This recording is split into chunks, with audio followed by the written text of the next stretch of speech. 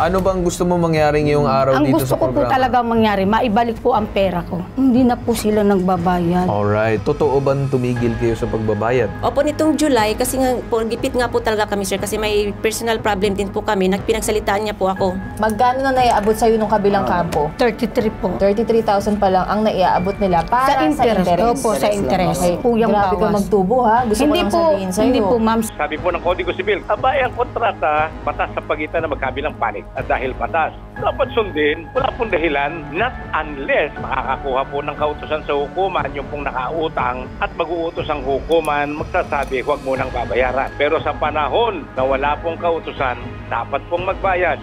At hindi po masisisi yung nagpautang kung magpapatuloy sa paniningil ng interest. Naintindihan ko naman, naging understanding ka, pero siguro kahit papano, kapag walang-wala na yung tao, huwag na natin ipitin. Pero dapat, responsibilidad pa rin nila yan, and dapat gampanan. December 20 po, 2022, nagsanla po si Luel Tacbobo Ramos at si Jenny Rose Ramos ng kanilang ORCR na motor. Pangako po nila sa akin, 60 days lang po. 55,000 po nila isinanlayon. Meron pong interest na 20% sa loob ng 60 days. Ngayon po, nung 2023 po, nalaman ko po na binenta na po pala nila yung motor na hindi po nila ako binayaran. Kung August 6 po, nagharap po kami sa barangay. Pinabarangay ko po siya. Nung nagharap po kami ng August 6 sa barangay, nasabi po niya, nangako po siya doon na magbibigay siya ng daily 450 a day. Hanggang sa kalaunan po, hanggang ngayon po, hindi na po siya nagbayad sa akin. Nananawagan po ako kay Sir Ben Tulfo at kay Sir Carl na sana po matulungan niyo po ako na may balik po yung pera po na pinagsanlaan ng ORCR. Yun lang po ang gusto kong mangyari na ibalik po nila sa akin. Matanong ko muna sa inyo, ano ang nangyari? Bakit ikaw ay nagpautang sa taong na to? Kasi sabi niya sa akin, baka pwede makahiram. Sabi ko, masyado yatang malaki. Sabi ko, meron ka bang iko-collateral? Sabi niya, meron, gusto mo yung ORCR ng motor. Alright. Ngayon po, nag-usap kami ng asawa ko. Okay. Umuwi po siya. Sabi ko sa asawa ko, sinasanla nila yung motor.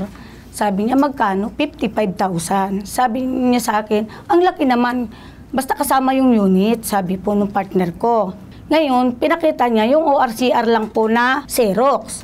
Ngayon, sabi nung asawa ko, bakit Xerox? Kung Xerox, di dapat sinsama niyo yung unit. Sabi po nung asawa ko. Ang sagot po nung babae, hindi po pwede. Ang mahal-mahal ng motor namin. Sinagtiwala rin ako kasi kaibigan ko nga sila, naging kaibigan ko sila. Kinausap ko yung asawa ko. Sabi, saan naman tayo nagka-problema ngayon? hindi na po sila nagbabayad. Alright. Bakit daw hindi nagbabayad? Hindi ko po alam sa kanila eh. Every when ba dapat ang kanilang bayad sa iyo? Kada, Ting 60 days po. After 2 months. Opo. So pagkatapos ng 2 buwan, ikaw ay naniningil na doon sa sinasabing bayad. So every 60 days ang kanilang bayad. Opo. Isang tanong, isang sagot. Magkano na naiaabot sa'yo nung kabilang kampo? 33 po. 33,000 pa lang ang naiaabot nila para Sa interest. Opo, sa interest. Okay. Yung 55,000 hindi pa ito nababawasan? Wala pa po yung Grabe bawas. ka magtubo ha. Gusto ko lang sabihin sa'yo. Hindi po, ma'am. Sila po ang nagsabi niyan. Hindi po ako ang nag-offer sa kanila. Para malinaw tayo, 33,000 pa lang ang naiaabot nung kabilang kampo para sa interest. Yung Opo. 55,000 hindi pa nila nababawasan. Wala po. So buo pa yung 55,000? Wala po, opo. Okay, sige. At least na-settle na tayo Opo. doon sa issue na yun. Paano umabot sa punto na nagkagulo na, lumapit ka na sa amin para lang habulin itong sinasabing may utang sa'yo? Kasi po, nagpa-barangay po ako.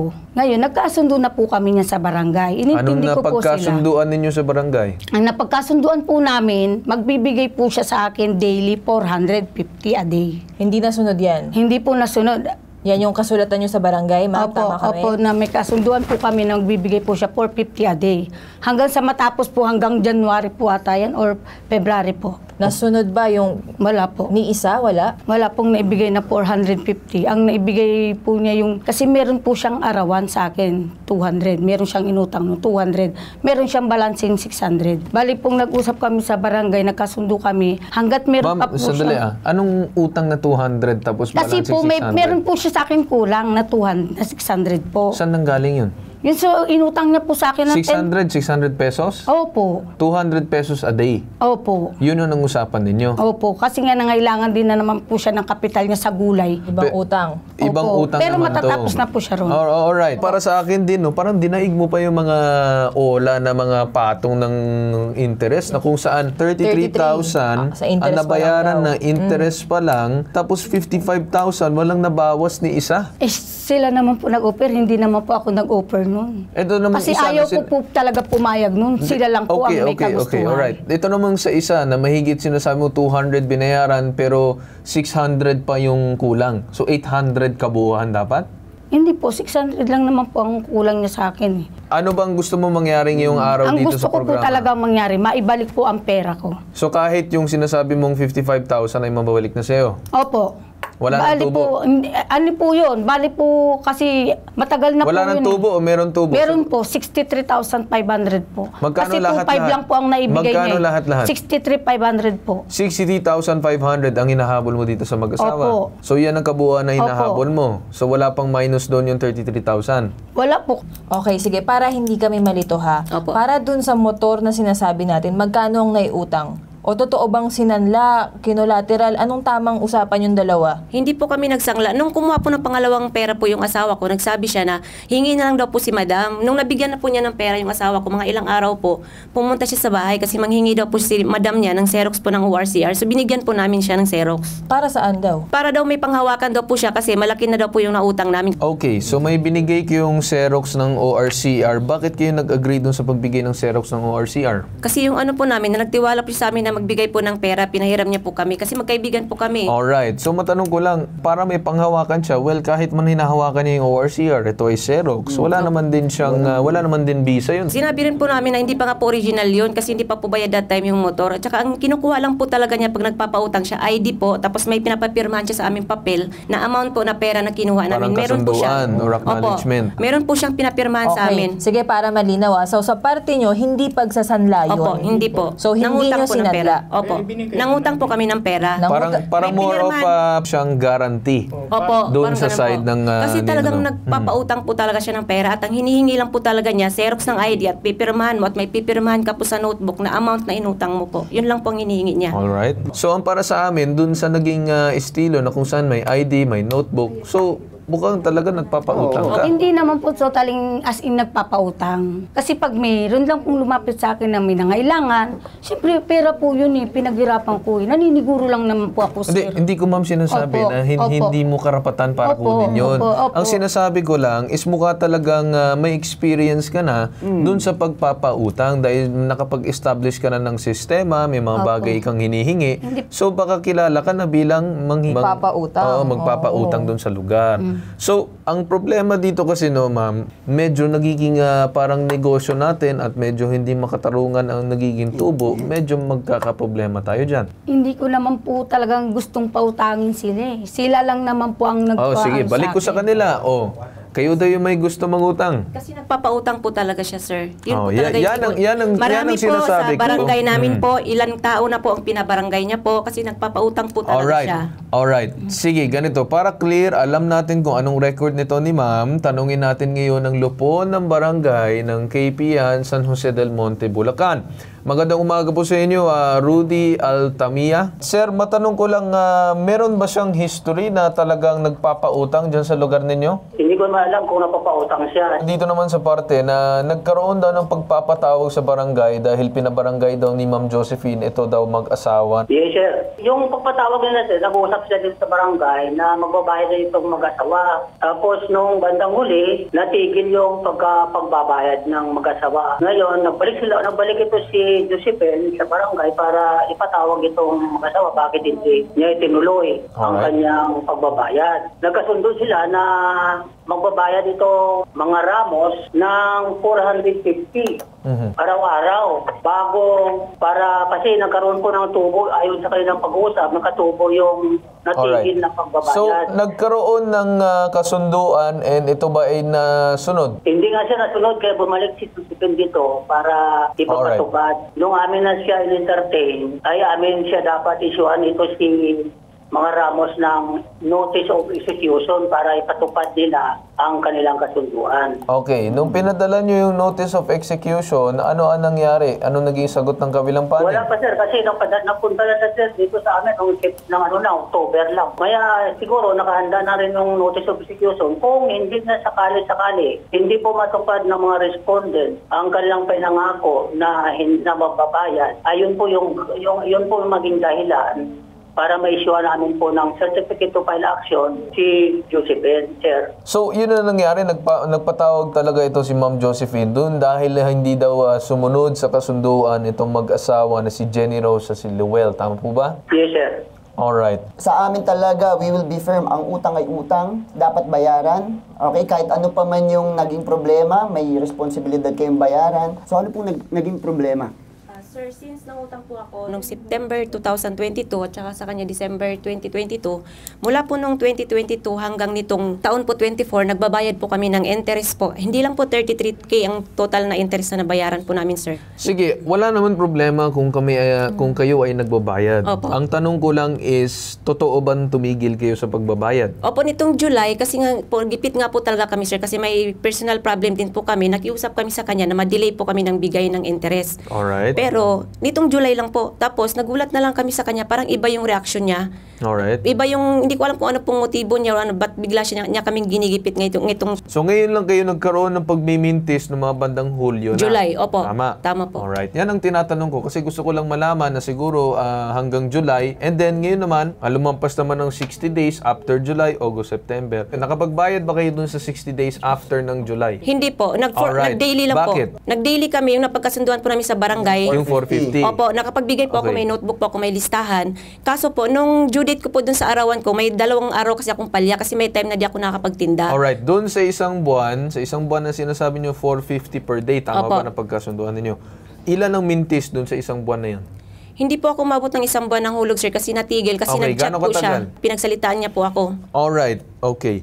Yan ang tinitignan ko kasi anong mga rason kung posible kung bakit nag-stop. Opo, yun Alright? po, inaway niya po ako. Ganito, ang sasabihin ko, utang is utang. Opo.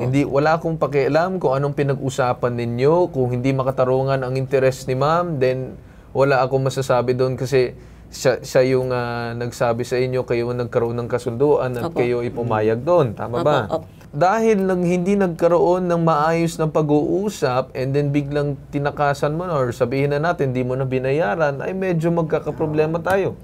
Kasi nung na-stop po yung paghulog ko, kasi inaway niya po ko sa chat, gusto ko siyang ma'am, sa tingin magpabarangay. mo ba makatarungan na rason yan? May responsibilidad ka na bayaran ng isang bagay kahit man magka-good terms kayo, hindi. May utang is utang. Yan ang sinasabi ko. Kaya mahirap din pagka nagpapautang. Siguro para mas makapagbigay ng advice para sa inyong dalawa, no? At tawagan na natin si Attorney Batas Mauricio. Sabi po ng Kodigo Sibil, abay ang kontrata, batas sa pagitan ng magkabilang panig. At dahil batas, dapat sundin, wala pong dahilan, not unless makakakuha po ng kautusan sa hukuman yung pong nakautang at mag-uutos ang hukuman, magsasabi, huwag mo nang babayaran. Pero sa panahon na wala pong kautusan, dapat pong magbayad at hindi po masisisi yung nagpautang kung magpapatuloy sa paniningil ng interest. Ginoong Carl Tulfo. I agree, no, attorney. Kasi ang marami kasi kami napag-usapan ngayon sa ere na kung saan na napapansin ko din na para dun sa parte na nagrereklamo, medyo mataas naman talaga ang naging interest. But the thing is, attorney, no, na pinag-agrihan ng kabilang panig and dapat gampanan na yung responsibilidad kahit kung tutuusin mo sa sitwasyon ay napakatalo sila. What do you think of that, attorney? Tama po kayo sapagkat may backup kayo, Ginoong Carl Tulfo, ng mga desisyones ng Korte Suprema na nagsasabi yung pong nakautang, pag nakakuha na ng pera, hindi pwedeng magreklamo na mataas ang interest. Pinagkasunduan po yun. Sabi po ng Korte Suprema, dahil pinagkasunduan, Ginoong Carl Tulfo, dapat sundin at hindi po pwedeng idadahilan ngayon nung nakautang, lalo na sa hindi nakakabayad, na masyadong mataas yung pinagkasunduan. It was the product of a consensual agreement, mutual agreement. Parehong pinagkasunduan. Sorry po. Pero, ang sabi ng Korte Suprema, dapat bayaran yung pinagkasunduang interest. Yung mga ganyang dahilan, sabi ng Korte Suprema, hindi po katanggap-tanggap upang maging dahilan ng pagtigil ng pagbabayad. Humanap ng paraan para magkasundo. Hindi pwedeng angasan ng usapan. Hanapan ng mapayapang paraan upang mapag-usapan ang kalutasan ng suliranin. At yun ang hinahanap ng ipabitag mo ni Ben Tulfo. Magandang sinabi ni Attorney no, na paano kayo magpagkakasundo? Kayo, sa side ninyo, kasi kayo yung dapat magbabayad kay ma'am. Hindi kami taga-singil. Ang gusto namin ay mapagkasundo lang kayong dalawa. Pwede naman po i-continue po yung arawan. Papangako mo ba na kahit merong sama ng loob ay ikaw magbabayad pa rin? Opo, nagbabayad naman po ako noon. Ibig kong sabihin ngayon, Opo. anong satigin mo dyan, Ma'am Josephine? Ang gusto ko po sana mangyari, makuha ko lang po sana, buo ko na lang mahawakan, makuha sa kanila. Magkano ang buo na hinihingi mo sa kanila? 63,000 na lang po yun eh. Bakit 63? 355 na lang? Total naka 33,000 ka ng interest. Hindi namin natanong kay attorney yun, pero mali din yun, mama, yung ganong kataas na interest. Siguro, if they're gonna compromise also on their part, kung para sa'yo, sakit ng ulo kung sila ay magtagabayad sa inyo dahil mahihirap maningil, then siguro gawa na lang ng compromise, parang ibababa na lang ng konti para kahit papano maging tahimik na, okay na. Magtagpo kayo sa gitna kasi total naka 33,000 ka na rin sa interest eh. Yung principal lang naman is 55,000. Tama. Diba? O sige po, papayag ako. Magpayag ka dun sa Kukuha sa principal. 55,000 makukuha ko po sa Alright. kanila ng buo. Ayaw ko po nang uutay-utayin pa nila. Okay, matanong ko sa inyo, okay ba yan? Gusto ko po buo. Hindi po namin kayang bigay ng buo, sir. Anong kaya niyong gawin? I-daily lang po. The daily hanggang kailan? Hanggang mabuo po yung 55K po. Alright. Ma'am, hindi daw nila kaya bayaran yung buo. Then, baka bumalik tayo dun sa past na figure na kung saan yun yung i-daily nyo pa rin na mahigit 63,000. Yun na lang i-daily nyo. Papayag ba kayo dun? Opo, basta daily po. Kayo, ma'am? Ang gusto ko po sana mangyari, ma-fix po ang daily nila ng 500. Kasi po hanggang January po. Oh, yun. Kung may daily sila, then kayo na mag-usap doon. At least na pagkasunduan na daily, kung ano man ang presyo, hindi na kami dyan. Alright? We're just here to mediate, mapag-ayos. And mukhang open naman kayo. Open din si ma'am. So, okay na sa amin yun. At least, kahit papano, ngayon, napagkasundo na kayong dalawang panig. Alright? Nandiyan pa naman si Lupon eh. Tawagan na natin si Lupon. Lupon, nandiyan pa kayo. I would like sana na kayo ang tatayo para mapagkasundo ulit itong dalawa. Put it on paper, black and white, kung ano na kanilang napag-usapan ngayong araw. Then, yun ang, I guess, magiging batayan na. And then, you just keep a watchful eye na lang dito, sir. Alright? Yes, sir.